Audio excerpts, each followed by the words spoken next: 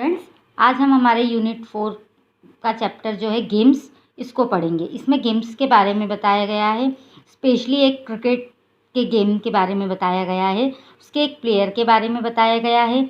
इसके अंदर हमें ये बताया है स्पोर्ट्स हमारे लिए कितने ज़रूरी हैं। एक स्पोर्ट्स पर्सन जो होता है वो अपने सारे इमोशंस के साथ में ग्राउंड में खेलता है और बहुत सारी चीज़ों को वो सफ़र करता है और वहीं पर डाई होता है, वहीं पर वापस से राइज़ हो जाता है। जो स्पोर्ट्स पर्सन होते हैं उनसे रिलेटेड ये चैप्टर है। चैप्टर जो है सेक्शन 1 है, nothing fishy about this one, जिसका मतलब होता है इस बारे में कुछ भी गड़बड़ नहीं है। ठीक है, तो हम स्टार्ट करते हैं। Narayan काका's observant eyes did not miss much as he cradled his nephew of a few hours, loving in his arms. He noticed that the bundle of joy kicking freely on being delivered from his mother's womb had a tiny little hole near the top of his left ear lobe. He didn't want to upset the infant's mother Meenal by drawing her attention to the identification mark. अब यहाँ पर क्या बताया है, एक छोटे बच्चे के पैदा होने के समय की बात है। आप यहाँ पालने में देख सकते हैं एक छोटा बच्चा है ना। तो इसमें जो स्टार्टिंग है उसमें क्या बताया है, नारायण काका की चौकस निगाहों ने इस बात को देख लिया था कि मतलब उन्होंने उनका एक भतीजा हुआ था जिसको उन्होंने उनकी चौकस निगाहों ने देखा। उन्होंने अपने भतीजे को प्यार से अपनी बाहों में भर लिया और उन्होंने खुशी से नोटिस किया कि बच्चा माँ के गर्भ से मुक्त होने पर स्वतंत्र लात मार रहा है, मतलब वो किक कर रहा है। इस बच्चे के लेफ्ट ईयर के ऊपर एक छोटा सा छेद था। वे बस इस पहचान चिन्ह पर अपना ध्यान आकर्षित करके बच्चे की माँ को परेशान नहीं करना चाहते थे। मतलब जो नारायण काका थे, उस बच्चे के काका थे जो बच्चा यहाँ पालने में सोया हुआ है, उसके जो काका थे उन्होंने मतलब जब ये बच्चा हुआ तो वो वहाँ हॉस्पिटल में गए और उन्होंने वहाँ जाकर उनकी जो चौकस निगाहें थी उससे उन्होंने देखा कि वो जो बच्चा है वो बहुत मतलब अपनी माँ के गर्भ से बाहर आकर बहुत खुश है और किक मार रहा है, लेकिन उसकी जो लेफ्ट ईयर है उसके लोब में एक होल है। लेकिन वो अपने आइडेंटिफिकेशन मार्क से उसकी माँ को परेशान नहीं करना चाहते थे। He visited Meenal in the hospital the next day and was, as expected, picked up the baby from the crib next to her. It did not take him more than a moment to realize that the baby in his hand did not have the hole on the left earlobe. Wasn't there a hole on his left earlobe? He asked himself. अब यहाँ पर क्या बताया गया है, वे दूसरे दिन मीनल से मिलने अस्पताल में गए। जैसा कि अपेक्षित था, उन्होंने सोचा हुआ था, उन्होंने बच्चे को मीनल के बगल में जो क्रिब मतलब कि पालने से उठाया। उन्हें यह महसूस करने में एक पल से भी ज़्यादा नहीं लगा कि जो बच्चा उनके हाथ में है उसके जो लेफ्ट कान है उस के छेद में छेद नहीं है।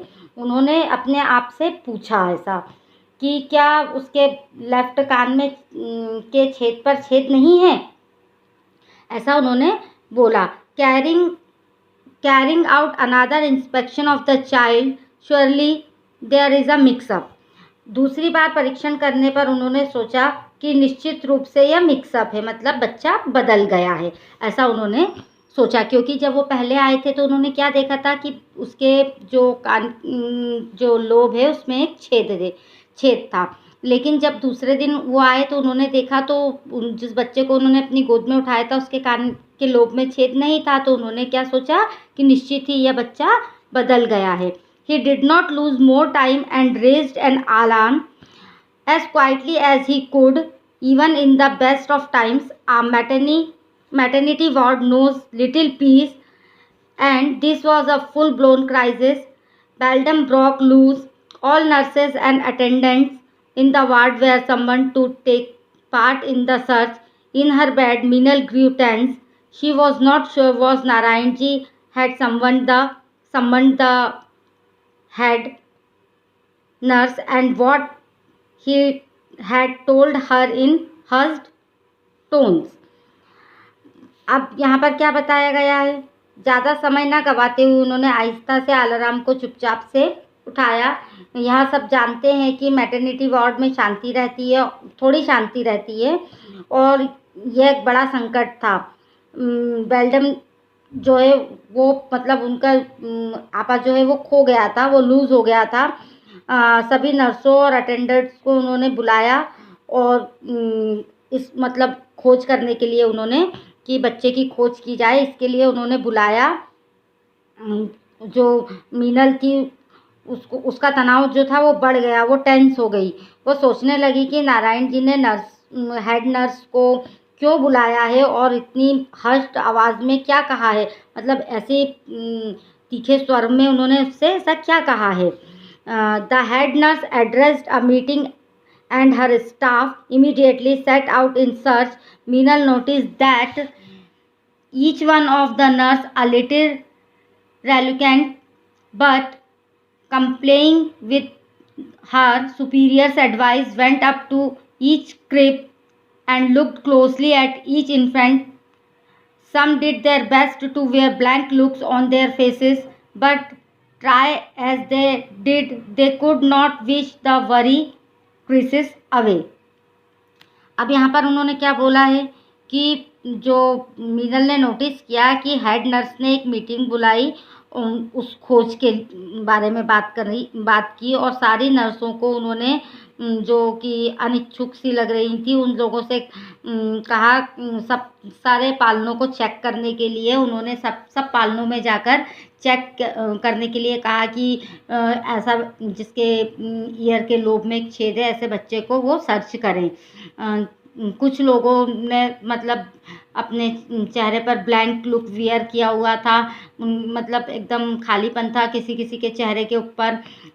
ऐसा वो बता रहे हैं कि ब्लैंक लुक पहना हुआ था, लेकिन जैसा उन्होंने किया वैसा करने से वो जो चिंता थी वो कम नहीं कर सकती थी। जो सिस्टर्स थी, जो नर्सेस थी, वो जब उस बच्चे को ढूंढ रही थी तो भी उनकी चिंता कम नहीं हो रही थी। Before long uh triumphant looking nurse found the infant with the hole in the earlobe. Having been given a bath, he was found sleeping in a crib next to a fisherwoman and was restored to his own mother.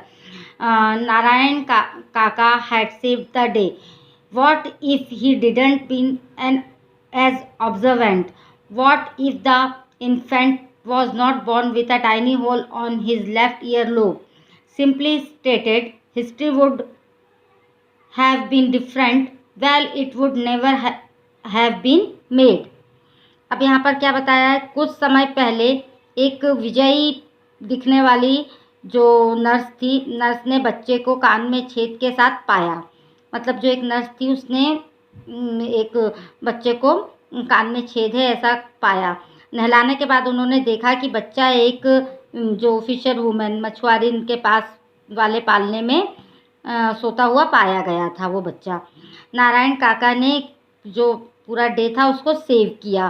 क्या होता अगर उन्होंने observe नहीं किया होता कि बच्चा अपने लेफ़्ट कान के लोब में छेद के साथ पैदा हुआ, मतलब अगर वो ये ऑब्ज़र्व नहीं करते तो क्या होता, इतिहास कुछ और होता, खैर यह कभी नहीं बना होता। मतलब जिसके बारे में हम ये स्टोरी पढ़ रहे हैं, जिस प्लेयर के बारे में, अगर वो नारायण काका ये ऑब्ज़र्व नहीं करते, ध्यान नहीं देते कि जो बच्चा है उसके कान के लोब में एक छेद है, तो आज जो हिस्ट्री है वो कुछ और होती है ना। Born on July 10, 1949 and restored to his mother Meenal the following day, the child was named some days later as Sunil Gavaskar. The rest is history. He went on to become one of the greatest cricketers ever, scoring a world record of 10,122 runs with 34 centuries in 125 test matches between 1971 and 1987. The younger fans knows him as a columnist, TV commentator and former cricket committee chairman of the International Cricket Council. अब यहाँ पर उन्होंने क्या बताया है कि 10 जुलाई 1949 को जन्मे और अगले दिन अपनी माँ को बेहाल करने वाले बच्चे का कुछ दिन बाद नाम रखा गया सुनील गावस्कर। बाकी सब हिस्ट्री है। वे एक महान क्रिकेटर बने। उन्होंने 10,122 रन का स्कोर वर्ल्ड रिकॉर्ड बनाया स्कोर करके, जिसमें 34 सेंचुरीज और 125 टेस्ट मैचेस भी हैं जो 1971 से 1987 के बीच में हुए थे। इस समय उन्होंने एक वर्ल्ड रिकॉर्ड बनाया था, जो जितने भी यंग फैंस हैं उनके, जो युवा प्रशंसक हैं, वो उनको एक स्तंभकार, टीवी कमेंटेटर और अंतर्राष्ट्रीय क्रिकेट समिति के पूर्व अध्यक्ष के रूप में जानते हैं। ठीक है।